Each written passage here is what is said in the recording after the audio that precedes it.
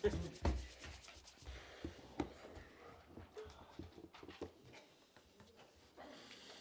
guys, we'll start with the broadcast section, no embargo, followed by an embargo section to together tonight. No live tweeting or blogging during the broadcast section, please use the microphone provided. Paul. Hi Ange. Hey mate. Ange, you give a very honest assessment of what you felt Timo Werner played last night. And sort of waking up this morning, any regrets about the public nature of the criticism, or do you stand by that? No, it wasn't criticism. It was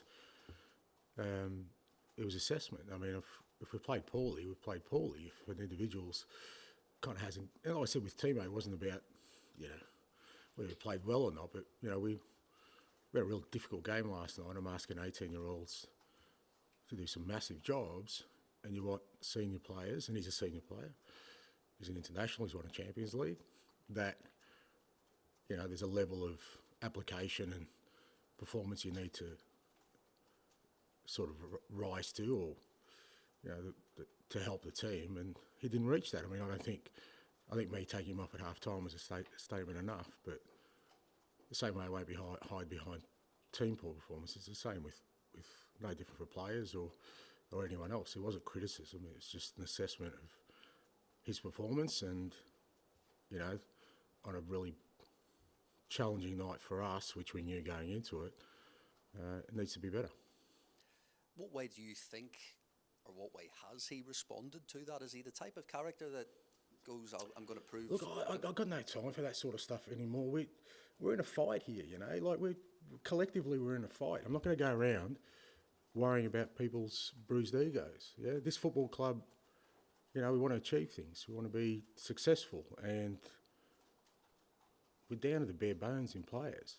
I'm not going to, if there's somebody in that dressing room who's fit, able to contribute, that feels like he needs something extra in this moment, he's probably not the right type. Like, I need guys who, and we had some last night, who, understand the situation we're in. We've got 15 fit players. In some positions, we've only got 2 players. So I'm not going to go around trying to get extra out of people. If they don't give extra right now, well, it kind of gives me an indication of where they're at. Does that tie into the wider issue in the past with Spurs about what it needs to kind of get over the line with a trophy? I'm sick of that, yeah. and that's an excuse for me. Yeah. And that's why, even with sort of Christian Romero's comments, I just think that's an excuse. Like, at the moment, I'm here. I take responsibility. These players, we're here. So if we think something's, exists, some mythical thing exists in this club that prevents success, we'll change it. Well, what's the point otherwise? Don't come here.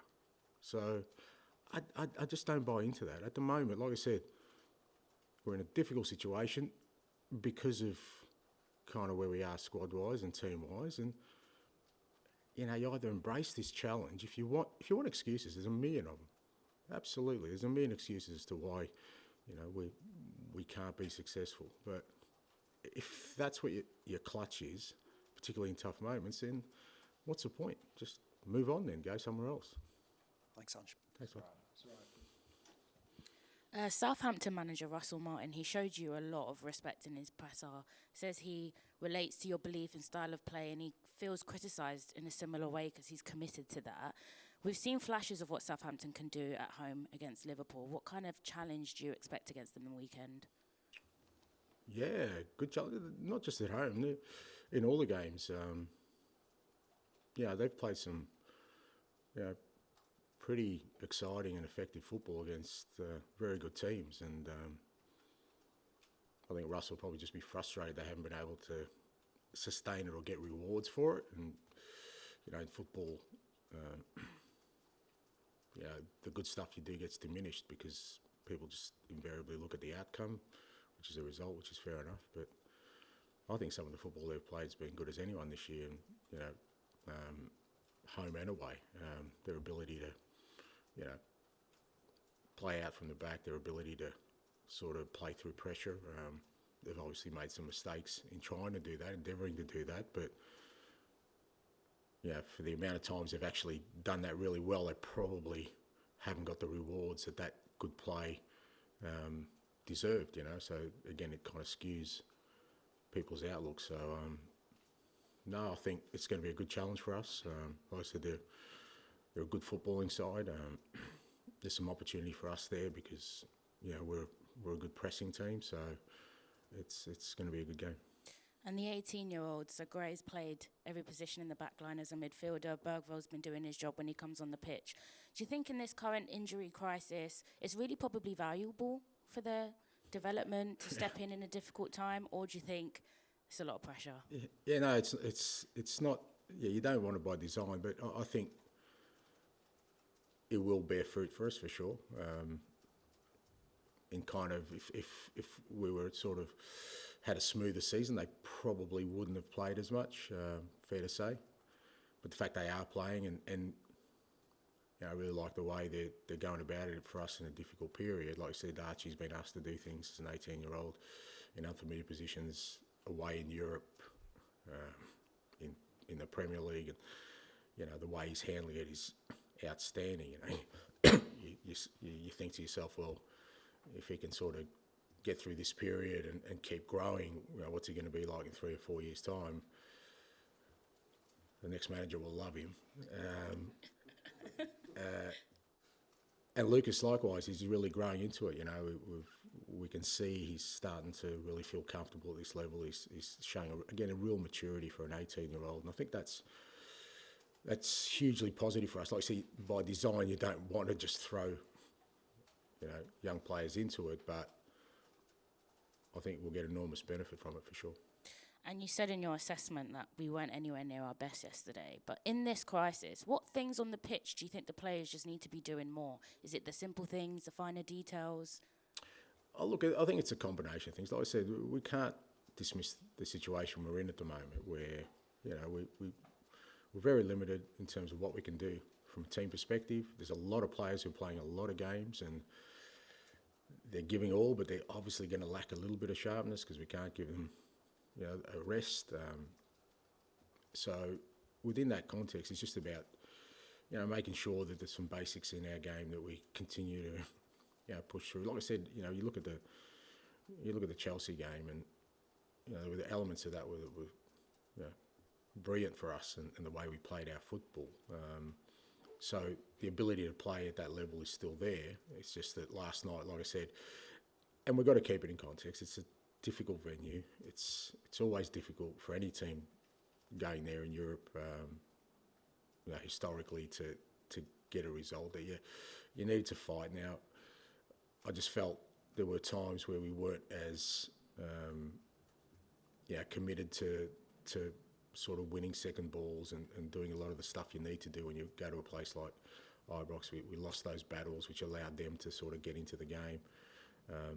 But the flip side of that is that when you're 1-0 down there, it's awfully hard to turn it around because the volume in the stadium goes up by 100 decibels. It's hard to claw it back, and I thought we showed real character. I mean, Dom and Decky and Lucas, Papa, I think they all helped when they came on for sure in helping us achieve that.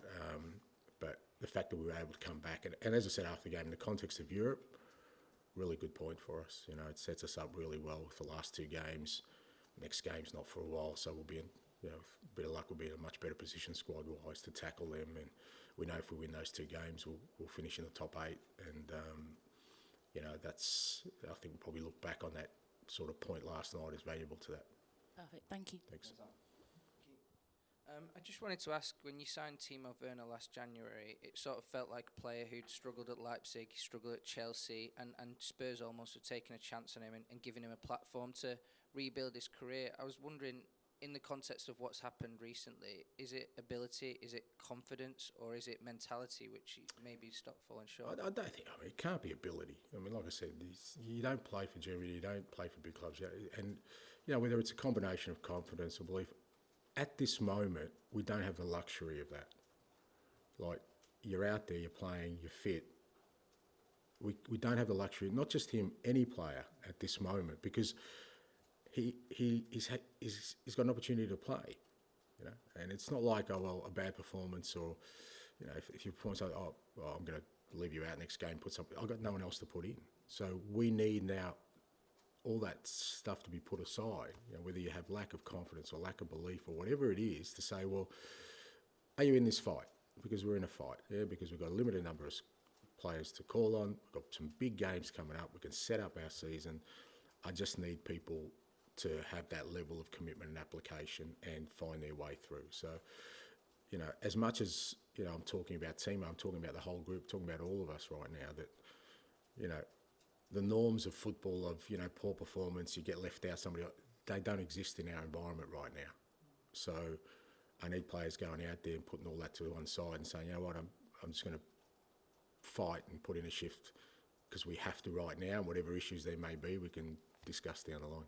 Is it fair to say until now that you've sort of held him back a little bit, because I feel like you've been picking sort of tired attackers ahead of him instead of Timo? Because you just look at your selection record and he's been on the bench for most of the recent games. Yeah, he has been, but at the same time, he still had the ability to come on and affect games, and he has. He did that against City. He did that, in other games this year where he's come on. But in Europe, midweek games, well, he's there to start and make an impact. So, like I said, I get that a lot of discussions around him, but for me, it's not about. Last night wasn't about Timo Werner. It's about the situation we're in and what's required in this time. And it could have been somebody else, not Timo, last night. If and there are other players who I think could also have given more to what we were trying to do last night. But I just felt with him that, particularly because he hasn't played a lot and there should have been some freshness around him, that he could have made a real impact, because I know he's a top player. So like I said, I'd expect he looks around and sees an 18-year-old and he sees guys who've been playing a lot of football and say, you know what, tonight I'm going to make the impact myself because he's a top player, and that's what I expect. And lastly from me, just looking at the centre-backs, you've had sort of Ben Davies filling in to a lesser extent, and now Gray is. Do you think at the start of the season you had enough cover in that area, and is that an issue to address maybe in the future? Look, I can have 6 centre-backs, but you name me one club that loses 3 centre-backs and has got enough depth. It doesn't. It's impossible. I know people say, well, you should have signed. How many centre-backs can I have? And the reality of it is, if all of them are fit, well, 3 of them aren't going to play. You've just got them on your roster. So every club goes into it with 3, maybe 4 centre-backs, which we did this year. Now, unfortunately for us, 3 of those 4 are injured. So I think like I said, I've seen clubs lose 1 centre-back, people calling it an injury crisis. But it is, because your centre-back pairings are really important. Like, you look at the top teams, they're constants. And the teams that don't have those constants really struggle, even if they're missing one of them. I'm talking the top teams. We're missing 3. So, of course, it's going to affect us. Of course, it's going to affect our ability to play the way we want to. Can you compensate for that? Well, no, because you can't have 6 top centre-backs in a Premier League squad of 25. It's just impossible to do. Hi, Ange, how are you? Yeah, I'm okay, bud. Good. Your very first answer, you said what you said last night about Timo Werner wasn't criticism, it was feedback, assessment. What's the difference between criticism and feedback and assessment, and where is that line, in your opinion? I think criticism is, saying something that is not really helpful. It's just, almost used as an excuse. That's not. I think assessment is trying to give people feedback to make them better and give them an opportunity to improve, and give them feedback to the whole group about what the situation we're in and what's required. In general, and again, going back to what you said about bruised you're not interested in bruised egos within dressing rooms. Players generally like to be told what they're good at. If they scored a hat-trick, they like to have smoke blown up them and what have you. They don't like to be told what they're not good at. Do you find in your dressing room they're going to respond to the latter? It's not about a response. I didn't, like I said, I'm not interested. Like, we're in a fight here. We're in a battle. Like, when people are in a fight and a battle, do you think they'd go around and say, oh, how are you feeling today? You feel up for this?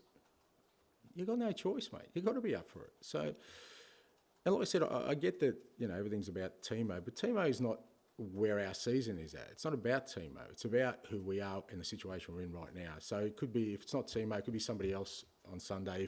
If somebody else doesn't perform to the levels in the current situation we're in, then we're going to suffer for it because we've only got a certain amount of players. So that's it. It's not about kind of bringing somebody down or blaming someone. That's where,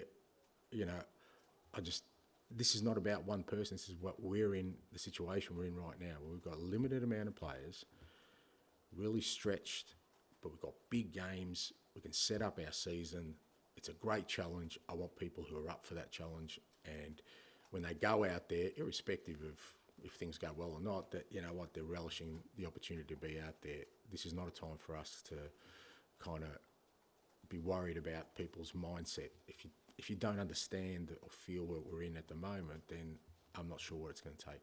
But taking your analogy finally about the battle, you're the general, and you're going into a game on Sunday, and in the last few weeks or months, a game after a European match hasn't gone so well. Palace, Ipswich, Fulham to a certain extent.